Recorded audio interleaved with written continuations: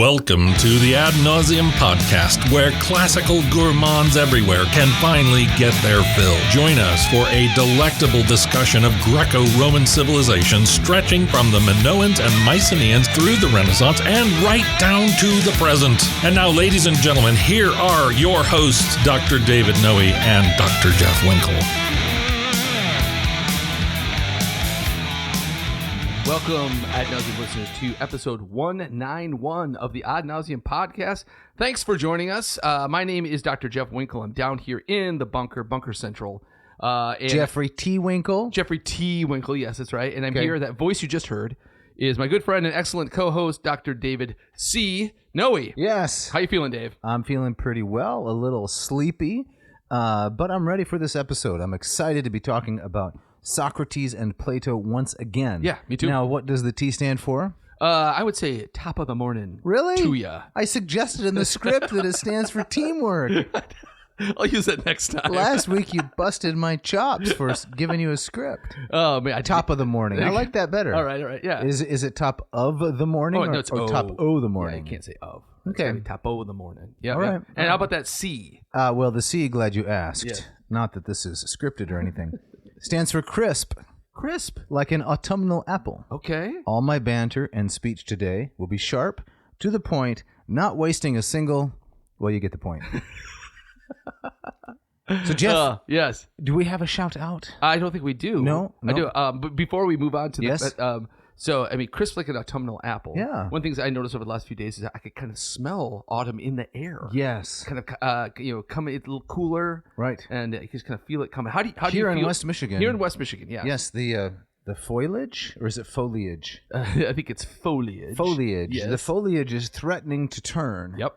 The mornings have a nice hoary frost. Well, not quite frost yet, but I think the low this morning was 52 or something. So we're not far from frosty days. Right. So how do you feel about this change? I'm not ready for it. Okay. Although I always enjoy the fall. Yeah. The problem with fall in Michigan is it's very brief. Mm-hmm. By the time you get to the actual fall, it's time to shovel snow. It's true. That's how it seems to go sometimes. Yep, same thing. I feel the same way about spring a little bit too. But I like that change. I thought the summers around here were brutally hot. Yes.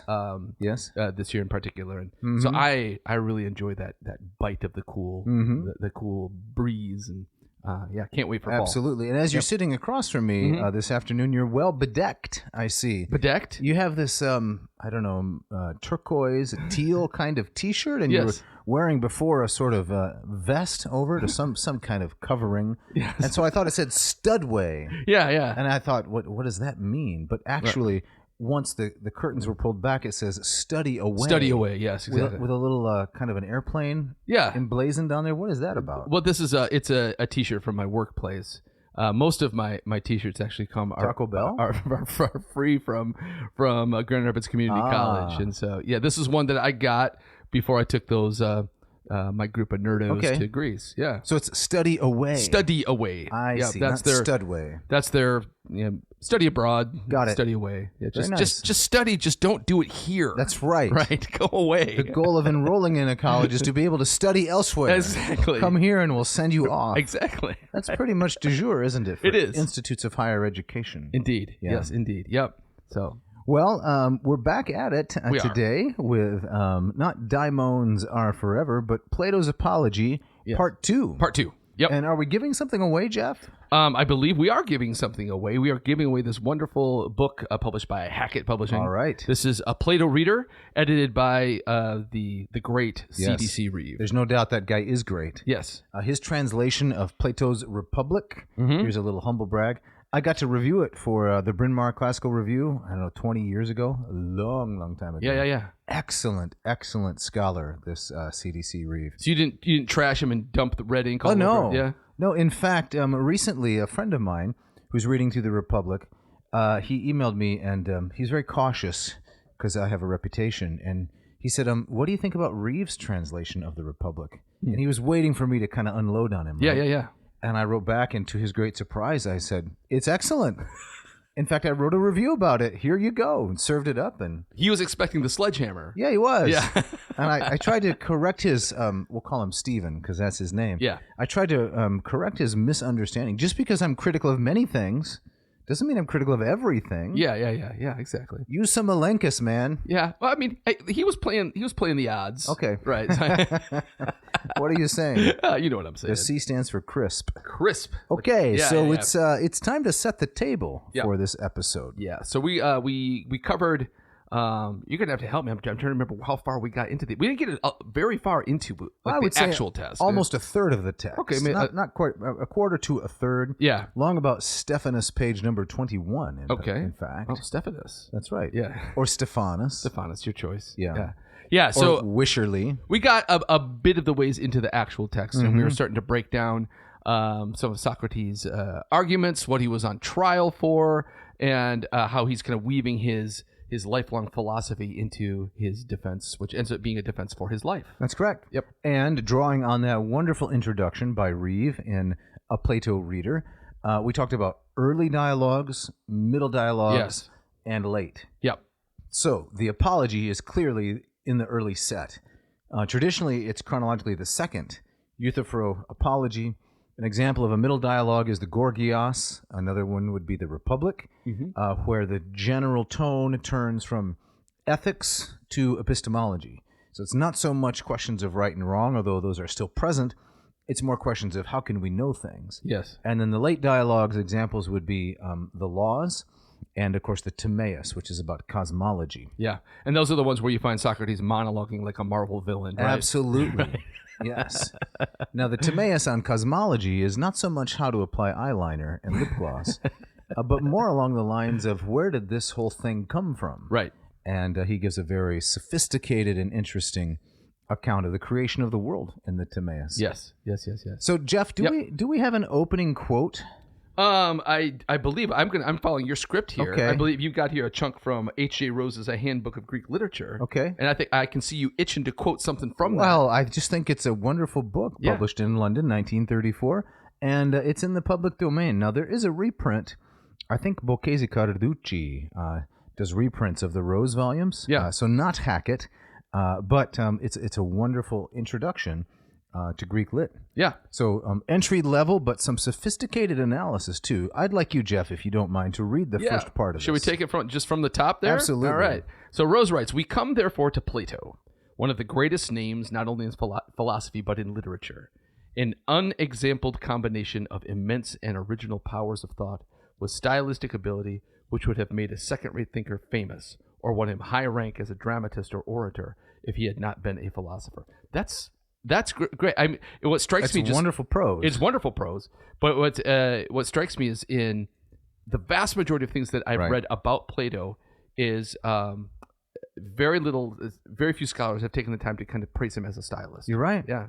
And I think it's because interest in Plato is pretty much limited now to those interested in politics and who are professional philosophers. Yeah. So he's not read for literary merit. Right. And this reminds me of a comment that you made in the last episode. Yeah. We had somewhat different, not entirely different, but you and I as young men had somewhat different reactions to our first introduction to Plato. Yeah. So I was more impressed by the philosophical thinking, and you were more impressed by the story, the politics, the literary aspects of the work. Yes. Now, I know you appreciated the philosophy and I the other, but people generally have, somewhat different reactions. Yeah. I mean, I think it's instinctually why I prefer the early dialogues because they're more accepted as more historical, and that context and believability of them as kind of actual events that's important to me. Yep. So it's incredible. Stylistic ability, which would have made a second-rate thinker famous. Yeah. Or won him high rank as a dramatist or orator if he had not been a philosopher. You want to continue there, please? Sure. We are not very well informed concerning his life. He lived to be old. His dates are born 427, died somewhere around 347, and was becoming a legendary figure to his own younger contemporaries. Hence, although our lives of him go back ultimately to his nephew Speusippus, his pupil Philip of Opus, and other writers of the same or not much later date, these men seem already to have let their imaginations work. Right. So lots of things written about Plato, but how much we can trust is difficult to say. Yes. He does not inject himself as a character into his own works. We'll see. He shows up in the Apology. Yes, he does. As someone who's kind of rushing forward to try to save Socrates from from the death penalty. He's there, Right. but he keeps himself as a dramatic player Right. out of the dialogue. Well said. Yeah. Those interested more in this question can consult John Dillon, who's an expert in Neoplatonism. John Dillon wrote a book, The Heirs of Plato. Yeah. I think we mentioned it on the program before, but this was early 2000s, and it deals with this very question. What was the Platonic reception? It's a very nifty little book. We should do some John Dillon. He's fantastic. His book, The Middle Platonists. So you know him? I do, and I thought there was a Bob Dylan joke coming. I was all ready for. Oh man, I wish I had been prepared for a Bob. Philosophers in the Wind? Right. No, that's somebody else. That's Kansas. Knocking on Plato's door. Is that Bob Dylan? Yeah. Okay. Right. But yeah, no, he wrote a book entitled The Middle Platonists. This kind of forgotten set of Platonists kind of between Plato and Plotinus. Yes, yeah, it's right. fantastic. Yeah. Well said. And that's partly in your area, right? Because Apuleius and second others. sophistic, second Right. century, right? Yep. So I'll continue here if that's okay. Yeah, please. Speusippus in particular has a tale to the effect that Plato was the son of Apollo and not of a mortal father. His parents were an Athenian of ancient family, Ariston, and his wife Perictione. He had two brothers, Glaucon and Adeimantus, known to us chiefly from their appearance in the Republic, and one sister, Petone, afterwards Speusippus' mother. It is said that his own name was originally Aristocles, after his grandfather, and that he came to be called Plato, Platon, because he was of sturdy build and unusually broad, platus, across the shoulders. So you think he was husky? I don't know. You think he had to buy the husky jeans at Montgomery Ward? Oh man! You think that's what set him on the philosophical? I'm tired of wearing this shaggy, baggy clothing. These the husky. That's He right. had the husky size ketone. Right. Mom, does everything come with suspenders? Right. Now I've also heard the story that he earned that nickname because he had a huge forehead I've heard that too. as well. So I hadn't heard the broad shoulder. That's a little bit more flattering. It is that maybe he was a wrestler. Yeah. Because Socrates was known to be a good wrestler. There's a lot of discussion of wrestling, of course, which is, it's just part and parcel of Greco-Roman culture in a way that it's not a part of our culture. Yeah. One of my favorite anecdotes about Plato, and this is in terms of what we're getting to in this episode, is really neither here nor there. Okay. But the traditions about him that survive are, there's an irony is that so he starts this academy which attracts students from all over the world.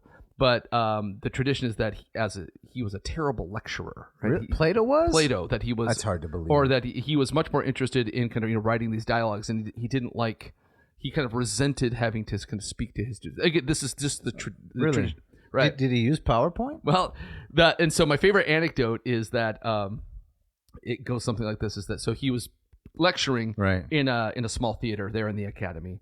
And he was deliberately trying to be so boring and dry because he was hoping that the students would be driven away. Interesting. And so he's reading from his script, and he's not looking up, and one by one the students wander off because they can't take it anymore. Fascinating. And when he looks up, there's one guy left. It's Aristotle? It's Aristotle. Right. And so he's the one that stuck through it, and so he kind of earns the right to be fascinating to be his heir, so to speak. Very much in line with that. An extended family member of mine was an academic, and he would begin his classes by writing on the board the titles of the books that needed to be read for the course. Yeah. And as he kept writing, one by one, students would stand up and exit the classroom. Because the list was getting longer and longer. That's right. And when he got down to what he thought was the best size for the class, this can only work in a university where there isn't competition, at the time, long ago. Yes, yeah. Right. Then he would stop writing. This is enough books. This is enough students. That's brilliant. That's brilliant. It's like right in the same vein. Exactly. That's wonderful. Yeah. Yeah. So at the bottom of 260 there, it says, "It is said, however, that he, that is Plato, and some others of Socrates' followers withdrew for a while after the martyrdom of their master, Plato going to Euclides at Megara. Most important were his visits to Sicily. His interest in politics lasted all his life, and he apparently despaired of doing any good at Athens, save as a teacher and theoretician, but abroad there might be more hope." Now, we're not going to spend a lot of time on Plato, obviously, because this is Socrates' Apology, but we're going to come back to Plato more than once. Yes. We have this wonderful edition of the Symposium by Hackett, which is, it's maybe my favorite dialogue to lecture upon. The Symposium, yeah. because of its description of love. Yes. And there's the great comic parts with Aristophanes. That's right. He shows up. And the sphere-shaped people. Yeah, that's great stuff. Yeah. That is great stuff. Yeah. You want to continue with the Sicily portion? Sure. From Rose? Yes. Hence, he accepted an invitation from Dionysius the first, tyrant of Syracuse, somewhere about the year 388 to visit his court. Plato could make no impression on the tyrant and was disgusted with the luxurious life of the Sicilian Greeks in general. But he found one most devoted follower, Dion, cousin of Dionysius, who persuaded him, after he'd returned to Greece, to come again and endeavor to make a philosopher king of Dionysius II, by this time come to the throne.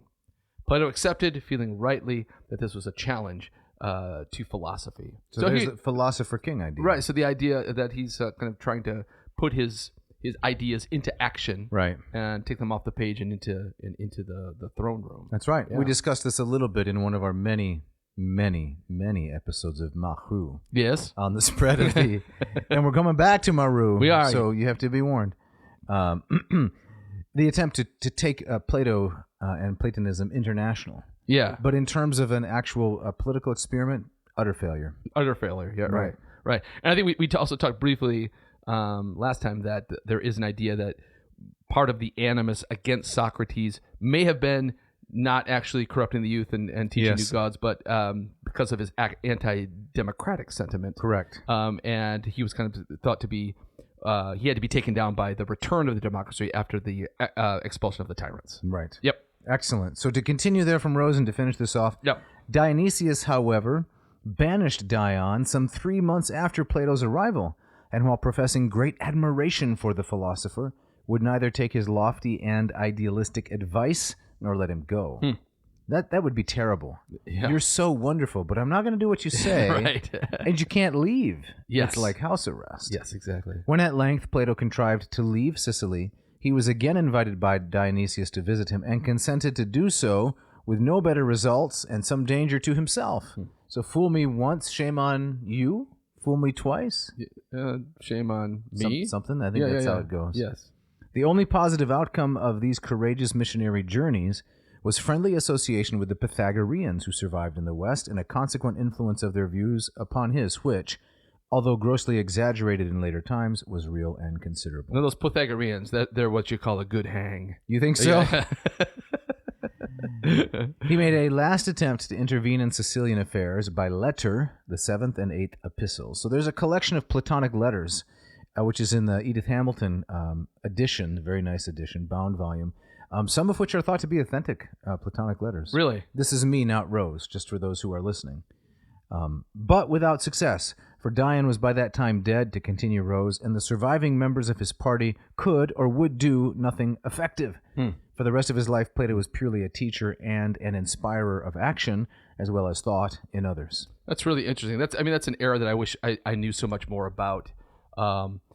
Plato, was he desperate to see his words mirrored and come to life in politics? Hard to believe, honestly, that he'd be desperate about anything. True. Yeah. I mean, this return to Sicily. I mean, the way that Rose frames it here sounds like that he was almost panicked. You think in his need to see these things work out in real life? But right. I don't know. You know. The sense of, well, let's give it another try, maybe. Yeah. Before we get into pick up where we left off last time, I have one question that I've never gotten a satisfactory answer for. And so you're asking me? Well, I'm putting it out there, and if you have an answer, great. Right. But I was just saying that one of the things I like about the Apology is that it's more historically grounded than perhaps the other dialogues, right? However, just a couple months ago, I was in the Agora in Greece with my students, right where this event took place, and history tells us that it took place in the so-called Royal Stoa, on the edge of the Agora, right, where this trial took place. And as I also understand it, for a capital case, which this was, you needed a jury of 500 people. Yes. And if you look at the remains of the Royal Stoa, right, which are bisected by the electric tram that goes through there. Bisected by the electric tram. You know that edge of the Agora? I do. Right. Shakes right along by the Stoa of Attalus there? Yeah, exactly. And so on the other side of the tracks where you can't get to, you can see the bulk of the remains of where this event took place. Okay. Now, you look at it, you can get fairly close. Okay. It is impossible to imagine 500 plus people being crammed into that place. And so I've never gotten a satisfactory answer for how to square that circle. Okay. So, have you ever thought about that? No, Okay. but here are some off-the-cuff, shoot-from-the-hip possibilities. Please, that's what I was hoping for. Ancient Athenians were smaller. They didn't have Doritos, right? All right, yeah. For one. Yes. So maybe they were smaller? They were smaller. You could fit more of them into a general space? I would say generously, if you crammed shoulder to shoulder, Okay. even small people in the Royal Stoa, Right. you'd be hard pressed to get 150 people in there. Oh, I thought you were going to say 429 or something. No. So maybe they were small enough that they could sit on each other's shoulders. All right, second, bleachers of some kind? Stack them up vertically. They'd have to be wooden and temporary because there's no remnants of that. Yeah. Right. Yeah. They all inhaled at the same time Okay. and Possibly. held their breath. There's a certain sense of rapidity in Plato's speech here. Maybe he's rushing to get through before they...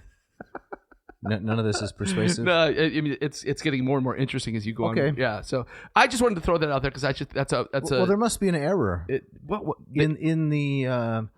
What do I know about archaeology? Maybe more than the average listener, but not nearly as much as the experts. There must be some error in the reconstruction or the conception of the site, because you think the historical record is just false. It would be a weird thing to get wrong, right? The only thing I can think of is that this was, it was at the Royal Stoa, but this took place out in the open air. Okay. It could have spilled outside, but I don't know. It would seem that he got the place, or someone got the place wrong, and it was actually in the Bouleuterion, or it was up on the Pnyx. Right. If Plato got it wrong. I don't think Plato got it wrong. There's something we're missing. It's always bugged me. Okay. That's how. All right. Well, we pick it up here, right, where we left off last week with a wonderful translation. And we are on Stephanus page 21b. Yep. Should we take a moment to explain to our audience what a Stephanus or a Stephanus page is? Please. I think that's something. I think our audience would enjoy that. Yeah. Okay. Yeah. Well, I'm cribbing here from that font of all knowledge, Wikipedia. Nice. Stephanus pagination, or Stephanus, is a system of reference and organization used in modern editions and translations of Plato's works, based on the 3-volume 1578 edition of Plato's works, translated by Ioannis Serranus Jean Descher, and published by Henricus Stephanus, Henry Etienne, in Geneva. So, do you remember first encountering this amazing device when you were reading through Plato as an undergrad? I don't remember it at all. Really? Yeah, I don't. It did not. It's funny how I'm sure I different learned things about it, but I did not. It did different not stick. people. Yeah, yeah. But you clearly made an impression on you. It did. I thought, what are these numbers doing in the margin? What do they have to do with anything? And then Right. it was explained to me, well, this is a universal reference system. So it doesn't matter the size of the page, it doesn't matter the publisher, the translation, the number of pages, etc. If one refers to Stephanus 21b, you know that it's in the Apology. And something in the 400s, you know, is from Gorgias. So Henri Etienne Stephanus, the Genevan printer, he took the entire Platonic corpus and divided it up into pages and put different kinds of identifiers, not only by page number, beginning with the Euthyphro, but then also with sections. So section A1, so 21B, 7, 24E3, and so on and so forth. Yeah. It's very convenient. Right. So kind of a old-timey Dewey Decimal. Kind of like that. He was an organizer. And I think it'd be safe to say that this Stephanus, you would not call him Lazy Steve. No. Quite the opposite. Ooh, that's a deep cut. It is a deep cut. All the way back to episode 17. It's been a while since he's made an appearance. Since Lazy Steve has made an appearance. His backstory was, you and your typical misogyny was... we're referring to something as a lazy Susan. That's and you called me out on and it. I said, well, why should Susan be lazy? Right. And then you introduced the recurring character, Lazy Steve. Right. And the reason he doesn't show up much is because he's lazy. That's right. Right. Reference to Stephanus manifestly presupposes, says the article, the existing ordering of the work in its given volumes. But given historical disagreement as to the chronology and proper ordering of Plato's works, care should therefore be taken when referring to Stephanus' pagination, as opposed to another scheme. But the Oxford classical texts, all the modern texts and translations, they use this really fine device. Yeah. So you can always refer to the same content. Yeah. Very precise. It's very useful. Yep. All right, so we pick up there at Stephanus 21b, and this is page 25 of the Hackett translation. Right. Shall I read for us? Please. Let's do it. Socrates, of course, speaking here. Please consider my purpose in telling you this, since I'm about to explain to you where the slander against me has come from. You see, when I heard these things, I thought to myself as follows. What can the god be saying? What does his riddle mean? So he's referring to the Delphic oracle that his friend Chaerephon received that said Socrates of Athens is the wisest. That's right. Chaerephon got on a bicycle in Athens. Yep. Journeyed up to the northwest, arrived in Delphi, and asked Apollo through the oracle this incredible question, who's the wisest of them all, right? And the answer was Socrates of Athens. Right. A very straightforward answer from the oracle. Yeah, you don't usually get those. No, you don't. And I mean that would be a rough bike ride. It would be a long trip. Right. So Socrates learned of this, and it threw him for a loop, right? How can that possibly be? He continues, for I am only too aware that I have no claim to being wise in anything either great or small. What can he mean then by saying that I'm the wisest? Surely he can't be lying. That isn't lawful for him. Mm-hmm. So he's got this paradox. Socrates is convinced that there's got to be people wiser than me, but at the same time, Apollo can't lie. Correct. So what do we do with this? And this more or less kind of launches his career, for lack of a better term. Absolutely.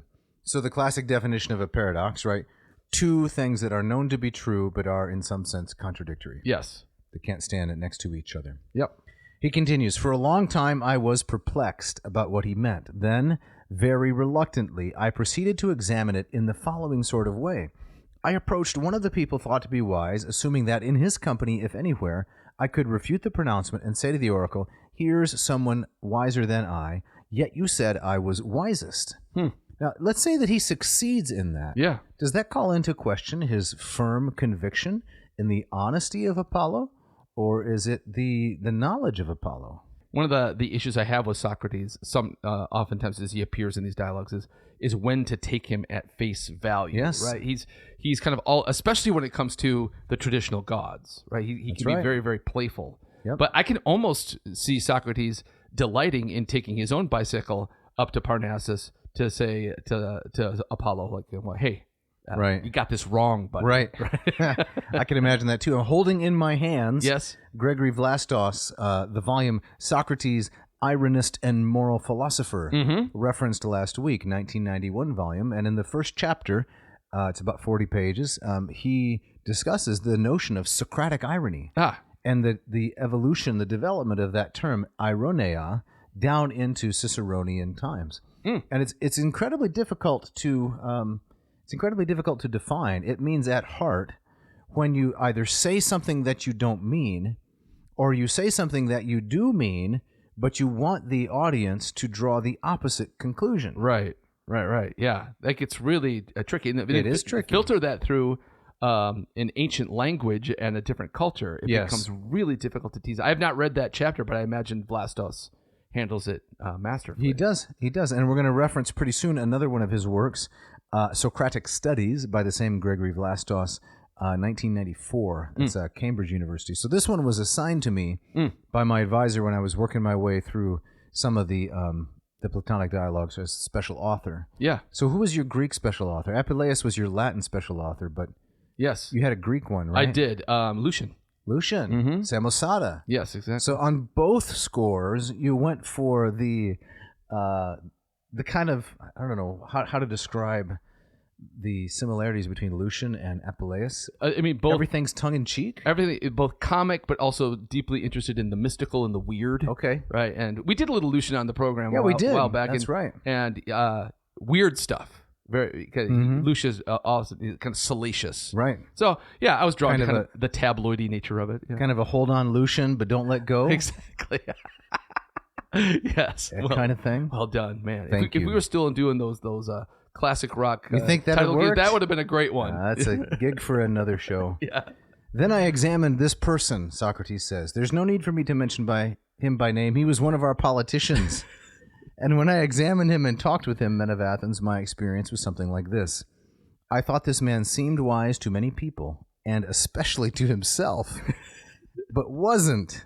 Now that's just funny. Would you start with the politicians, Jeff, if you were going to examine claims to wisdom?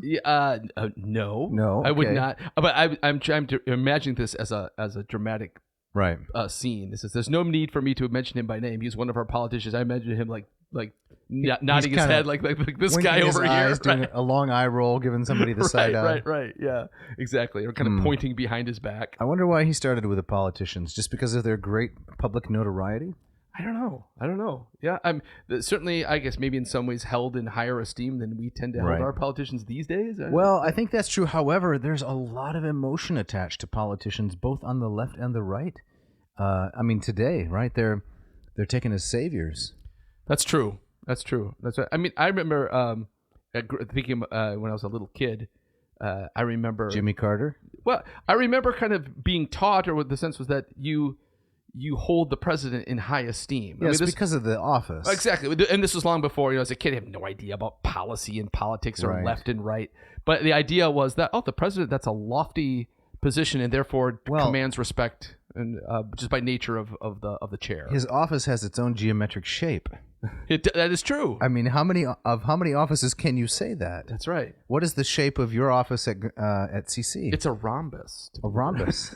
So you're in the rhomboid office. Exactly. Yeah, that doesn't inspire a lot of respect. It does not. If you try to fit a desk into the corner of a rhombus. Exactly. That's right. Jeff's giving a state of the university from the rhomboid office. I don't think that's going to inspire a lot of awe. If you could design your dream office, what shape would you go for? Dodecahedron. That's a lot of size. It's 12. Yeah, right. That's pretty good. Right. I like to approximate a circle, but never quite get there. Yeah, there you go. And that gets you close. It does. Pretty close. Right. So he goes to the politicians, and then he says, I thought this man seemed wise to many people, and especially to himself, but wasn't. Yes. Now here is Socrates' fatal error. The next sentence. Oh. Then I tried to show him that he thought himself wise, but wasn't. Right. That's not going to win you many friends. Now who's being wise, right? Right. As a result, big surprise, Socrates, he came to dislike me. Uh-huh. And so did many of the people present. Right. I think this is one of those aspects where I think I mentioned last time there was this idea that Socrates may have been autistic. Oh, I see. Or an Asperger's. And so he just... Which you would define as not attuned... I mean, part of it is not attuned to common social cues. Right, exactly. Not being able to kind of read the room. Yeah. And for him, Socrates, he comes around and says, it's almost like, why, Athenians, why can't you get it? I'm here to make you better. Right. What's by showing you the dumb vast you are. extent of your ignorance. Right, exactly. What kind of a man doesn't want to have their ignorance exposed? Right. Well, the answer is every man. Right. No man wants to have his ignorance exposed. Right. So again, maybe he's just game playing, or maybe I think he's game playing, or he honestly just can't fathom why this is a problem. Much later in the speech, Socrates says something along the lines of, "Don't think I don't know how I could get out of here by flattering you." By saying what you want to hear. True, good point. By kowtowing and all that sort of thing. But I'm not going to do it because truth is too important. Right. I do think there's a lot of comedy here, and that the however many people there were inhaling or not eating Doritos on the spot, they would have laughed at this. Right. Right. As a result, he came to dislike me. What a surprise! So you think that he Socrates couldn't resist a crowd and an audience? Of course not. Right. Right. Have you ever seen a professional academic who doesn't love a crowd? Exactly, and the sound of his own voice. That's right. You want to continue moving on to the next page? Sure. Perhaps? Yeah. After that, so this is Stephanus 21e. Yes. After that, then I kept approaching one person after another. So he clearly hasn't learned the social lesson, at least. I realized with distress and alarm that I was arousing hostility. I get this. You could easily play this as comedy. For sure. Nevertheless, I thought I must attach the greatest importance to what pertained to the god. So in seeking what the oracle meant, I had to go to all those with any reputation for knowledge. And then listen to this. It says, and by the dog, right, men of Athens, for I'm obliged to tell the truth before you, I really did experience something like this in my investigation in response to the god. I found that where wisdom is concerned, those who had the best reputations were practically the most deficient, whereas men who thought they were thought to be their inferiors were much better off. Yeah, so these were the cobblers. Yep. The bakers, the flute makers, the wheelwrights. I don't know what would be the common analogs today. to a flute maker. I don't know. Yeah. To people who are generally thought not to have a lot of wisdom, Yeah. as compared to public figures, celebrities, Yeah. and politicians. Maybe like a plumber. Yeah. Do A you know welder? who Mike Rowe is? I do, the dirty jobs guy. Yeah. He has made his entire career Yeah. on this point, Yes. hasn't he? Yeah. That the people who do the dirty jobs actually have a kind of treasury of wisdom and experience that the elite, right, can't tap into, Right. and are totally missing the boat on. Exactly. I've also heard it expressed in terms of book smart versus street smart. Yes. Right? And your welder is going to have more street smarts than your philosopher. Yes. Your academic. Do you think that's true, or do you think, Well, as I do, Yeah. that it's highly variable? It's highly variable. I mean, I do think there's truth in the larger popular culture that the trades have been denigrated. That's and true. looked down upon, right? And undeservedly. Undeservedly, right? And so, I mean, there's a lot of talk out there right now about the trades are making a comeback. Right. As tuition explodes, people are going to move towards getting their HVAC license and stuff. Right. And I see a lot of those students at GRCC, right? Even the HVAC and welder guys, they have to get their humanities credits. And so I talk to a lot of these students that are going into these trades. So what do you find? Do you try to prove that you know more than they do, or that do you have a kind of Socratic approach? They all end up really disliking me because What? No, not at all, not at all. Well, no, actually, what I do find is I have actually not run into students who express the fact that I'm going into this because even though Right. society kind of looks down at it. I don't find that from what I've read and is kind of the vibe that I've gotten out there growing up, kind of becoming if you go into the trades, it's inherently seen as something lesser. Okay. The blue collar is grubby. The white collar is kind of where you want to be. Okay. Yeah. So you think that still holds as a generalization? I think so, but Okay. but I also agree with you that it doesn't speak to any kind of one particular individual. It's very variable. Yeah. So speaking of speaking not to one kind of individual, but very variable, Yes. it's time for the ads. Let's do it.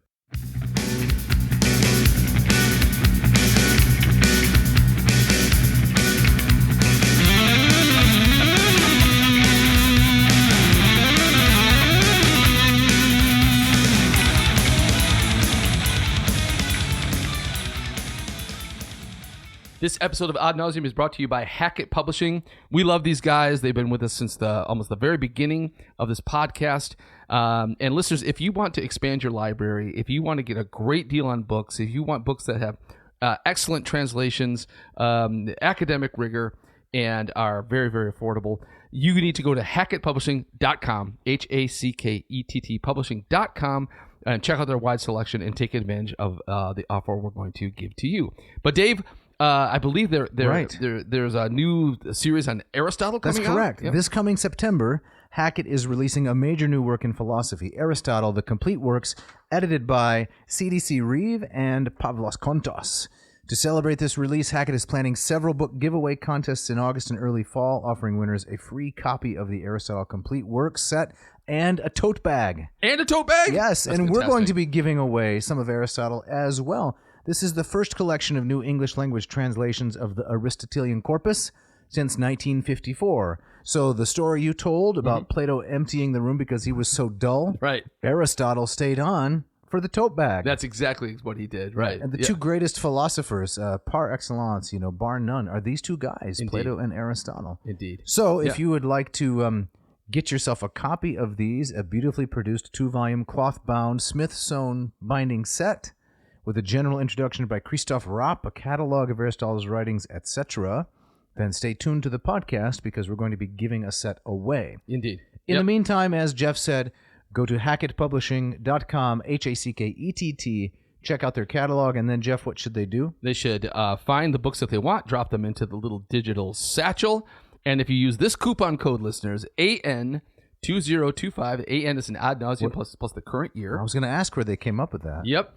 That will get you two amazing things that will get you 20% off your entire order and also free shipping. Wow. I think that's better than any river-based emporia has to offer. Indeed. Not even close. Thank you. This episode is also brought to you by the great folks at Ratio Coffee. Jeff, I know that you're back in the saddle, riding herd on young undergraduate minds there at the community college, teaching them all manner of things. Yep. But you have to stay properly supplied with energy-producing coffee, don't you? That is very, very true. In order to perform at that high level. Yes. So I assume you have a Keurig or a Gurik with its marsupods. Or a Dak and Blecker or something like that? Nothing like that, actually, What? Dave. No, I just simply pressed the button on my Ratio 8 this morning. I had the grounds in the cone all ready to go. So you let them rest a little bit overnight. You're not a morning grinder. I would like to get into grinder. I see. Grinding. Yeah. Yeah, but nothing like that yet. So it's all ready to go, and within a few minutes, I have the perfect cup of coffee waiting for me. No need for the Jack and Blecker or nothing like that. This is way better. The Bagel Barn and Beanery. Exactly. Yep. Yeah. So I've had the 6. I also have the 4 in my office, and so I know how wonderful these machines are. I know, Dave, you have an 8. I do. Yeah. My 8's in storage right now, and used it for the colloquium, but I'm brewing with the 8 deliciously. Picked up some more filters this morning. Nice. Ground fresh with my Barazza grinder, the Encore, which Mark also sells at ratiocoffee.com/ad nauseum. And if you want to improve your coffee game, make your morning ritual much fresher and more delicious, avoid that terrible salty smell. If only there was a term for that. I can't remember. I think brackish tang. Is that what it is? That's what it is. Go to ratiocoffee.com/ad nauseum. Check out all of their products. And if you enter this coupon code at checkout, what is that again, Jeff? It is AN ratio 2025. Okay, ANRATIO 2025. That's that right. will get them $20 off your entire order. Wow, you want to check that out. And this episode of Ad Nauseam is also brought to you by Della Chelpka Art. This is a relatively new sponsor to the podcast. And if you want to decorate your home with some incredible original art, listen up. Are you ready for art that truly speaks to your story? Meet Della, a Tucson-based oil painter who captures the people, places, and moments you cherish with breathtaking detail. She's showcased her work in multiple galleries, illustrated books, and is often commissioned for standout projects. You can see her works for sale at her website. That's dellachelpka.art. That's DELLACHELPKA.art. And to find your inspiration, visit that website. And if you use this coupon code, Apelles, Dave, who's Apelles? APELLES. Why this word? Apelles was one of those guys who was not eating Doritos down there by the Boulevarian while Socrates was on trial. So he was slim? Yes. And he was very gifted with the paintbrushes. Yes. So Apelles is I don't know if he was there, but he was the most famous painter of antiquity. Indeed. APELLES. Yes. That's your coupon, and that will get you 10% off your entire order. Now, Della, a friend of mine, not only is she a wonderful painter who paints representational, realistic kind of paintings, she can also work in other media. She carves avocado pits. Oh, that's right. And many other fascinating things. So even if you're not thinking, listener, that I want to buy some art, go check out the gallery, see if you enjoy her work. You won't regret it.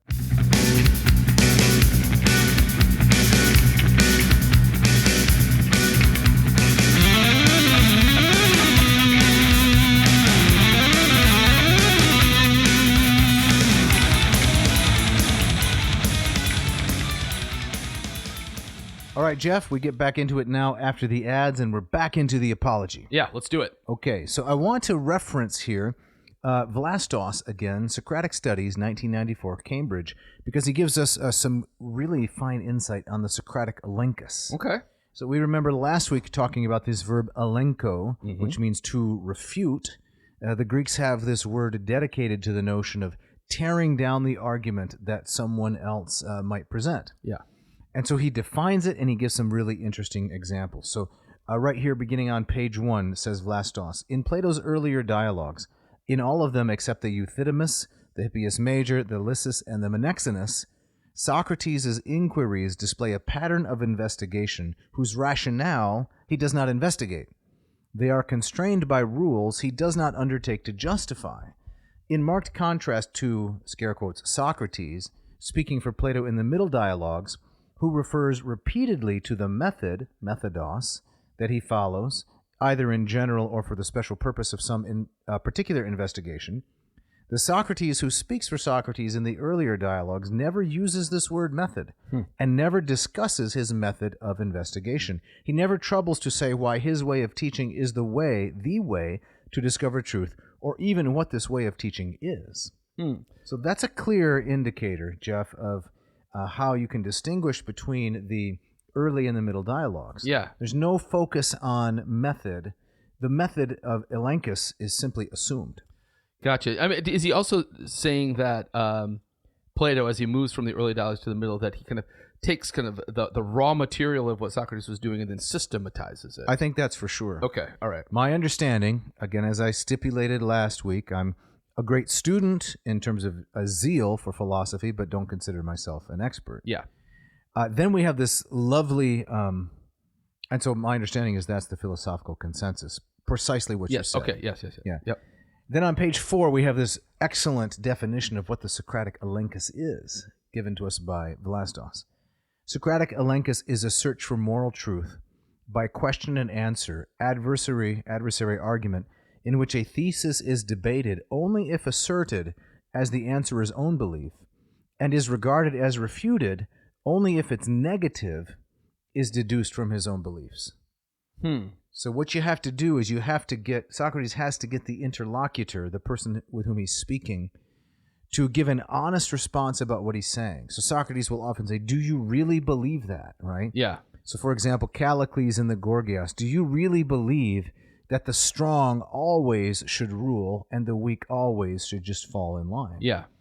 And, Callicles will be hesitant at first, reluctant to say something that sounds like a defensive bullying, but Socrates will push him on it, and then when Callicles is really, truly committed to it, right, then Socrates has something to work with.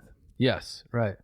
So, as you're describing, even from that example that you're using, the question comes up in my mind, how is this all that different than what the Sophists were thought to be doing? Is it because I think you could read what you just described as a kind of manipulation and entrapment. Yes. It sounds like, Jeff, you're anticipating the majority of this book. Are oh, you really? Sure you haven't read this? So these are precisely the questions that Vlastos entertains. Okay, yeah. And apparently some of the earlier scholarship, in fact, there is a chapter in this book, Does Socrates Cheat? Does he cheat? Does he smuggle into his argument? Does he smuggle, maybe it's in the Socrates, the moralist and ironic, or the ironist and moral philosopher. Yeah. Does he smuggle into the conversations premises and ideas that haven't been agreed to, and he just assumes their truth? I see, yeah. And apparently some of the older scholarship took that as a given. The more recent scholarship, 1990s and on, people like Terence Irwin from Cornell and others, right, have labored to disprove that and to say, no, actually Socrates is not cheating. I see. Yeah, I mean that's really interesting because just to bring this back to the apology for a moment, I think last week we were talking about how early in the defense Socrates is eager to distinguish himself from Protagoras and some of these others, these Sophists, and he makes his argument largely along the lines that, well, I'm not being paid for this, right? But I as you're kind of reading from Vlastos, it does make me wonder is that just in terms of the nature of what he's doing with these arguments, would it have been fairly easy for an audience, for a jury to kind of lump him in with right, what the Sophists were doing? Yes, it would be easy. Yep. So I think that a lot of what he's doing in the Apology, like you say, is not only distinguishing himself from the students of science like Anaxagoras or Clazomene, but he's distinguishing himself from the Sophists. Yeah. And the distinction is he doesn't charge for instruction. And the Socratic claim is that when you charge for instruction, you so corrupt the relationship between student and teacher that the ability to get at truth is therefore, emptied out. It's evacuated. Right.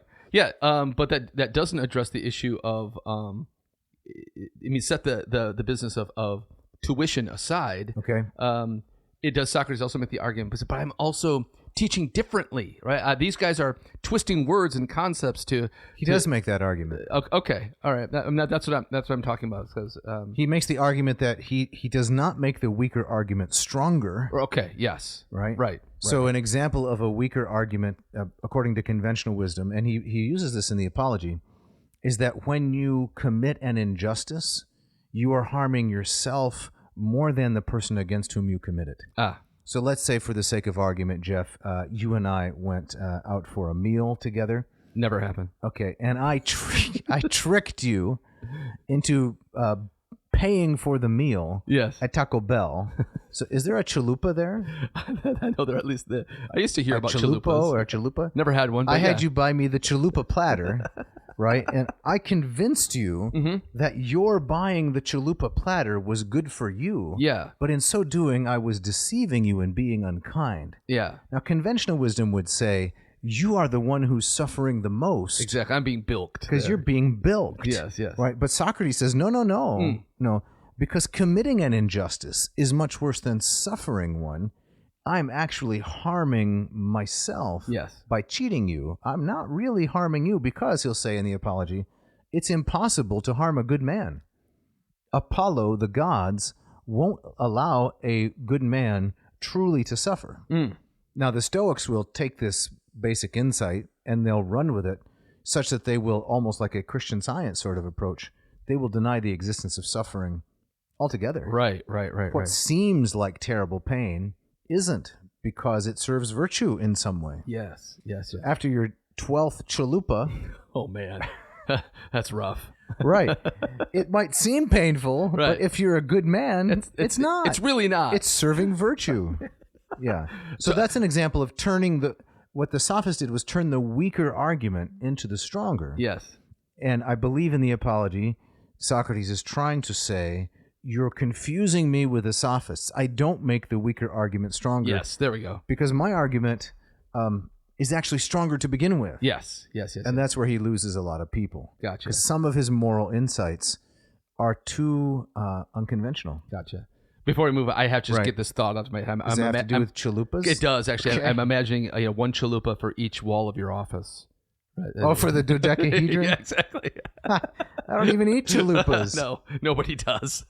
Yeah. Do you have some more Vlastos for I do. us there? This is from page 7. The Socratic. The title of the chapter is "The Socratic Elenchus Method is All," and he says, "Quote: Socrates is the aggressive outreach, the indiscriminate address to all and sundry of the street evangelist. If you speak Greek and are willing to talk and reason, you can be Socrates' partner in searching, with the prospect that truth undisclosed to countless ages might be discovered here and now on this spot in the next 40 minutes between the two of you." Now, as kind of maybe it's not even a tangent. You can decide whether it's a tangent or a digression. But there are some common slogans these days that people like. They're often used in a political context. One of them is, "The truth is only found in dialogue." Okay. You've heard that kind of expression? Yes, yeah. Anybody who is claiming a kind of objectivity in their beliefs is to be held in suspicion, and the truth can only be found in dialogue. Okay. And often then Socrates is cited as an exemplar or authority for this very point. Yeah. Right? I mean, after all, that's what Socrates believed, right? And that's what he did. Right. Yeah, so what do you think of that claim? And do you think it is authentically derived from the way Socrates behaves in the Apology, for example? I mean, I can see why someone might make that connection, but on the whole, no, I don't really like that. I mean, I think the way I've always heard that is that you have two people coming in with their own kind of set of biases, and they together they kind of end up in some kind of mushy middle that doesn't really end up being more defined anyway. They'll say, well, we're both right. Yes, right. Yes, right. Yeah, well, agree to disagree. Yes. So that doesn't serve. That doesn't serve, as far as I'm concerned, kind of finding an actual truth through dialogue. Okay, but and the second point then is that sort of thing an accurate reflection of what Socrates is doing? To the degree that the dialogues that they have that end in aporia, right? They end in a pathlessness, right? I suppose that does. I guess it gets us closer to a truth. We find out maybe the negative. We find out what isn't true, right? but we don't land on some kind of truth that we can both concretely agree on. Yeah. So yeah, Let's just agree to agree on that, Jeff. okay. Let's do it.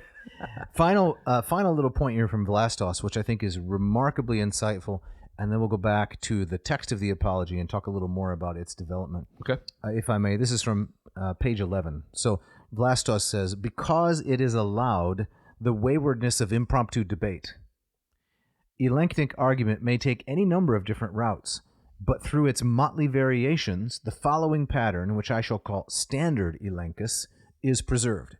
And then he lists 4 basic elements in the standard elenchus. So this is really key. If you want to understand how Plato wrote these dialogues, I think this is a very accurate description of what he's doing. Okay. Number 1, the interlocutor asserts a thesis, which he labels P, which Socrates considers false and targets for refutation. Okay. So think about, for example, the Euthyphro, where the main character Euthyphro says, it's a just thing to prosecute your father for murder.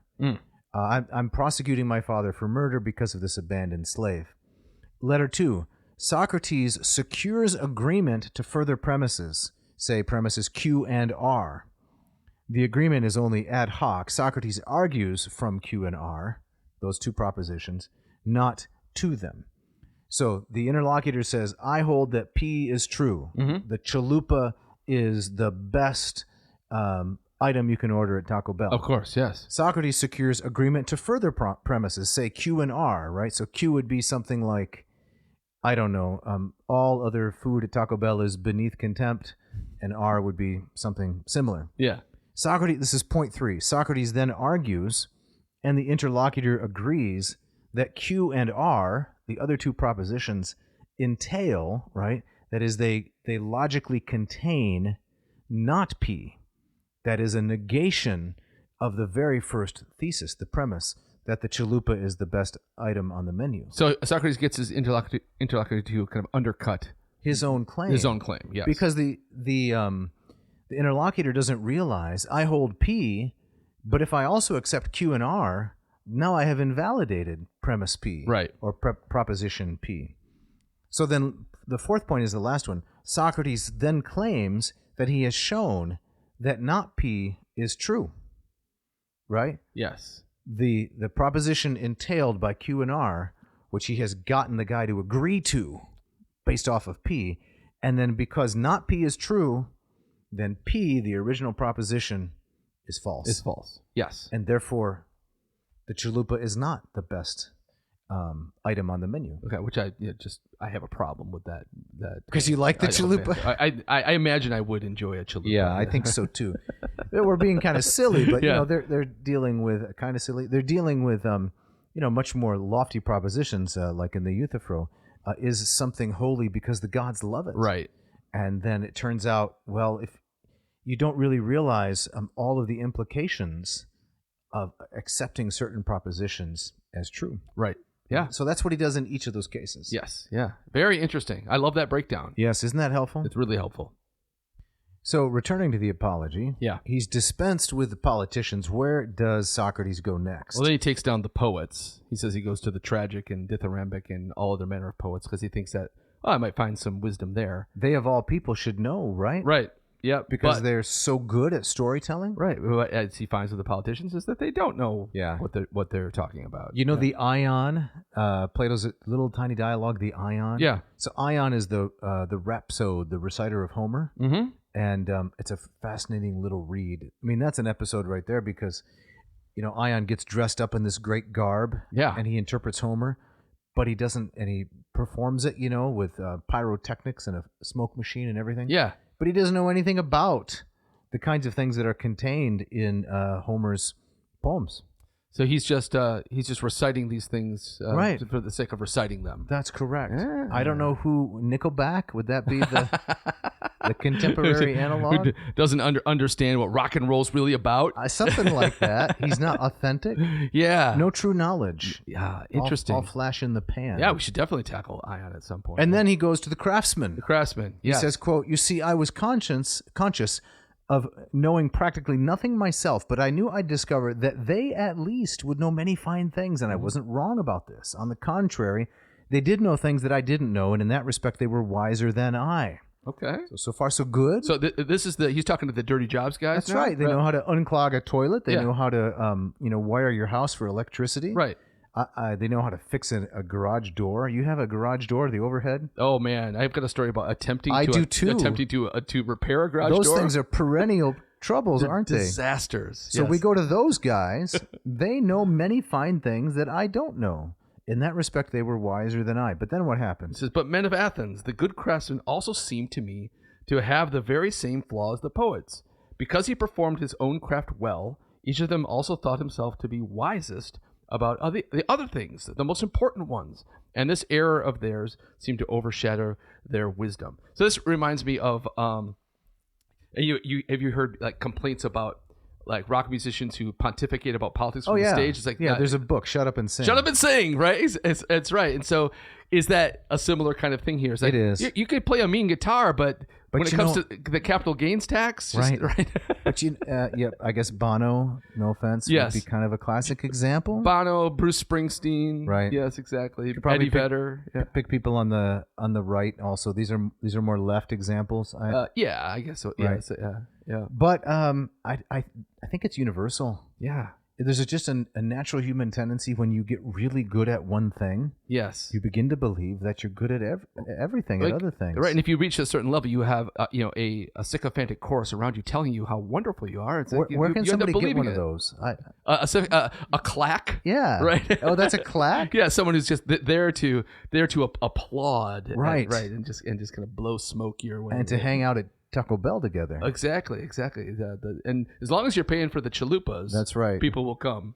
So I asked myself, on behalf of the oracle, says Socrates, whether I'd prefer to be as I am, not in any way wise with their wisdom, nor ignorant with their ignorance, or to have both qualities as they did. And the answer I gave to myself and to the oracle was that it profited me more to be just the way I was. Right. So there's that kind of ironic notion of wisdom that he has about himself, that I am wise and that I seem to be the only one who understands that I don't know anything. Yes. Then Stephanus 23b3, the paragraph that begins, so even now, I think he gives a summary, really, of his whole philosophical enterprise. Yes. So even now I continue to investigate these things and to examine, in response to the God, any person, citizen, or foreigner I believe to be wise. Whenever he seems not to be so to me, I come to the assistance of the God and show him that he's not wise. Because of this occupation, I've had no leisure worth talking about for either the city's affairs or my own domestic ones. Rather, I live in extreme poverty because of my service to the God. Now, this is surprising, because what he's doing is he is redefining leisure, right? I've had no leisure worth talking about for the city's affairs. Involvement in the city's affairs is a citizen's obligation. Yes. Such that not to participate in the life of the city is to be an idiotes. Yes. Our English word idiot. Yeah. Who doesn't get involved in politics, right? Right. That's an idiot's venture, the Athenians would say.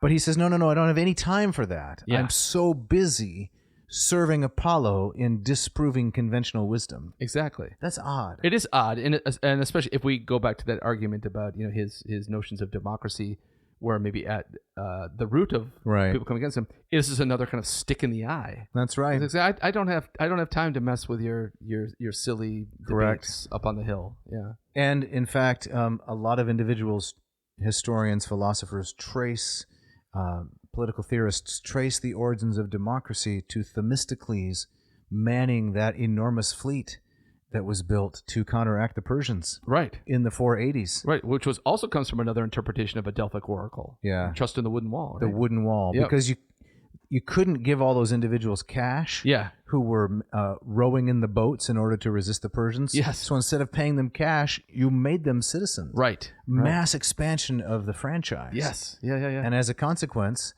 you've got every, craftsman and shoemaker running around thinking that they can manage the state. Yeah. Socrates had to intervene, didn't he? Yeah, well, yeah. I'm speaking largely tongue-in-cheek here. Yeah, exactly. Yeah. I'm not sure what to think about these issues. Right.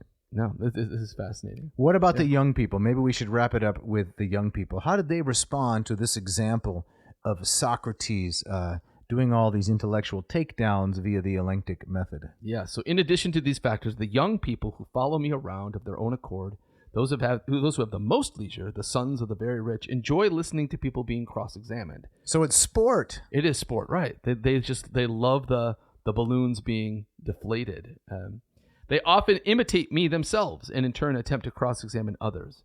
Next, I imagine they find an abundance of people who think they possess some knowledge, but in fact know little or nothing. Now, could he say that with a straight face? It's hard to imagine. I imagine they find an abundance of people who think they possess some knowledge, but in fact know little or nothing. Right. And I mean, I wonder how Socrates reacted to watching these proteges, if you, for lack of a better term, kind of go off and imitate him. Yeah, these Socratiunculi. My sense is that he kind of enjoyed it. Of course, right? You know, rather than saying whoa, you know, just let's keep it tight in the circle. Yep.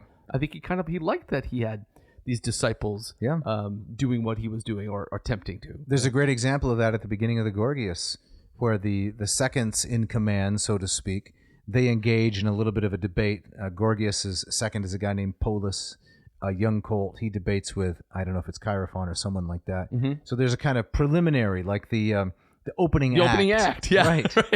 The warm-up band. Yes, yeah. Right? Yeah. The JV plays, and then the varsity takes the field. That's right. Which is Socrates and Callicles. Yes, yeah. Well, Dave, yes, we are up against it. We are. Yeah. How far did we get? Not very far. Not very far. Listen, the beauty of us being the bosses of our own podcast, we can take our time. We can. Right. And so we're going to continue this look at Plato's Apology in the next episode. The landscape is littered with chalupas at this point. It is. Exactly. But before we go through the drive-through, yes, so to speak, we have some business to take care of. We do. You know, in fact, Dave, I had a young lady come up to me after class this very morning. Wow. And she told me, says, "Hey, I want to show you this book I got." And I said, "What book is it?" She said, "It's something like the Introduction to Attic Greek." And I'm trying to teach myself Greek. Oh, that is incredible. Yes, and she says, "But you know, it's really hard. Just going to do it on your own."